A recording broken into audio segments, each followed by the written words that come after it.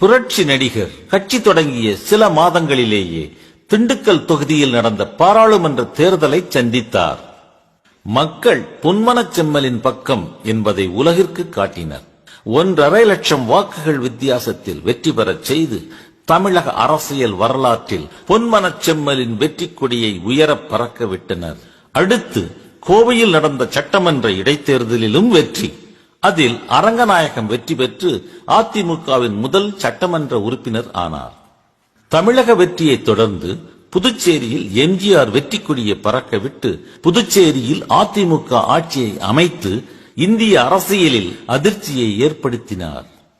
1977 சட்டமன்ற தேர்தலில் வெற்றி மாலையை புரட்சி தலைவருக்கு அணிவித்து மகிழ்ந்தனர் தமிழக மக்கள். இதன் மூலம் இந்திய அரசியலில் தவிர்க்க முடியாத சக்தியாக உயர்ந்தார் புரட்சி தலைவர். வெற்றியை மக்களிடம் சமர்ப்பித்தார் பொன்மனச் செம்மல்.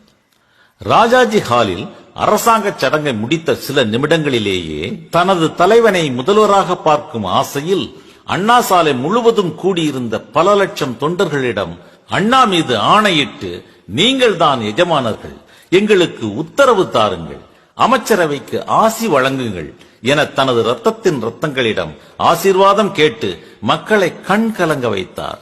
இந்திய அரசியல் வரலாற்றில் மக்களிடம் ஆசீர்வாதம் கேட்ட முதல் தலைவரானார் எம்ஜிஆர்.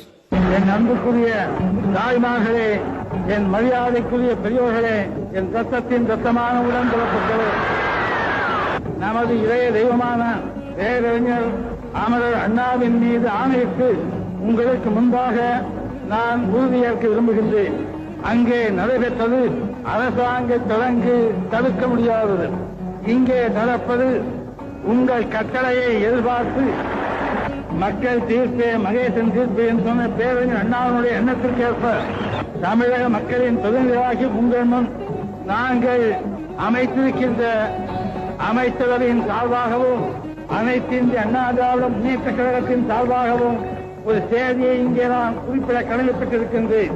அமரர் பேரறிஞர் அண்ணா அவர்கள் சொன்னது போல லஞ்சமற்ற ஊழலற்ற நிர்வாகத்திலே தலையிடாத, நீதிமன்றத்திலே குறுக்கிடாத, உழைப்பவனே உயர்ந்தவன் என்ற தத்துவத்தை நிறைவேற்றுகின்ற ஒரு மாபெரும் பணியினை நாங்கள் எங்கள் உயிரை கொடுத்தாகிலும் எங்கள் கடமையை தமிழகத்து மக்களுக்காக செய்வோம், நிறைவேற்றுவோம் என்பதை அண்ணா மீது ஆணையிட்டு எங்கள் அமைச்சரவையின் சார்பாகவும் அனைத்து அண்ணா திமுக கழகத்தின் சார்பாகவும் தெரிவித்துக் கொண்டு உங்கள் ஆசியோடு நாங்கள் எங்கள் பணியை தொடர புறப்படுகின்றோம், ஆசி கூறுங்கள் என்று கூறி அண்ணா நாமம் வாழ்க, தமிழகம் வாழ்க, தமிழ் வாழ்க என்று கூறி விடைபெறுகின்றேன்.